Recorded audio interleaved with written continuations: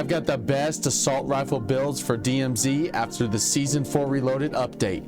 These are going to be your go-to weapons, and if you appreciate them and you like the builds and you give them a try, make sure you hit that sub button to find more of my content. Okay, so unsurprisingly, the first weapon that I want to share with you that you're going to be using in DMZ, if you're not already using it, is the Latchman 5.56. Now, this gun is obviously in the meta. It's in the meta for Warzone and DMZ both, but I don't think it's stupid broken like guns we've had in the past. Like, I don't think it's broken like the KV broadside is and needs fixed. Okay, so the first thing we're going to throw on, I like the AIMOT V4 for a sight. I don't like the iron sights on this, so I suggest you throw a sight on there.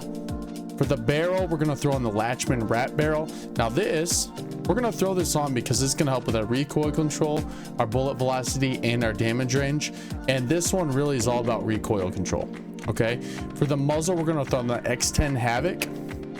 And for this one, it's going to help with both the vertical and horizontal recoil control. It's going to hurt our ADS a little bit, but it's not too much of a big deal.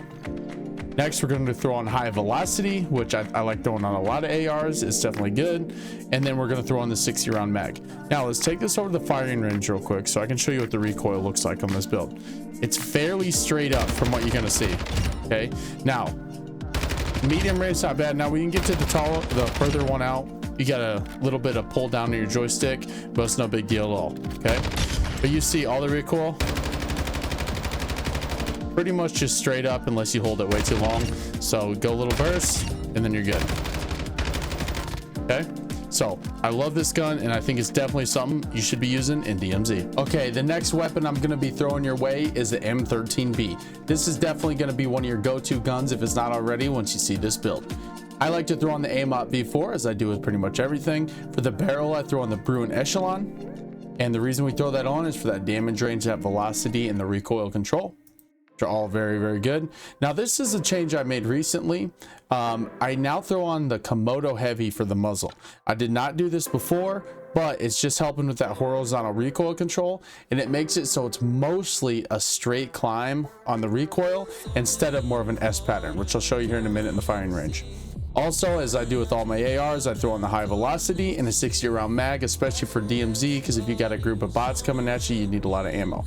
So let's go ahead and go to the firing range real quick, and I'll show you why I like this. So before, we had a lot more of an S pattern, and now this is pretty straight up.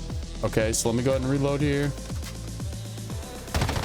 Now, one benefit you're going to have over this over the Latchman is the speed. I mean, you can see how quick it moves. All right, so my aim's not the best, but I will show you. Don't let that, you know, go against how you think about the gun. But here's what we're looking at. Okay, good looking gun, moves pretty quick. It's good for close range and medium range. I wouldn't use it necessarily for long range, but it's definitely a good gun to use. The third and final assault rifle that you're going to want to use in DMZ Season 4 Reloaded is the Castoff 5.45. Now for this, I like to use the AIMOT V4. For the barrel, I like to throw in the IGK30. And for this on the tuning, I like to go about 3/4 of the way up towards recoil steadiness over here. And on the bottom, I like to go a little bit towards damage range. For the muzzle, we're going to throw in the Harbinger D20.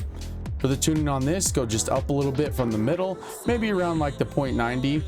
And on the bottom axis, we're going to go up towards the bullet velocity. For the underbarrel, we're going to throw on the Commando foregrip, and of course, as always in DMZ, we're throwing on the 60 round mag. Let's grab this thing. Let's go into the firing range real quick here so you can see how it feels a little bit. And I think it feels really good. It doesn't quite have the recoil control of the last two, but it's definitely viable and it's fun. It's nice to change it up. There's a lot more horizontal recoil in this, so you can see it bounces side to side a little more, but it's still a really, really good gun.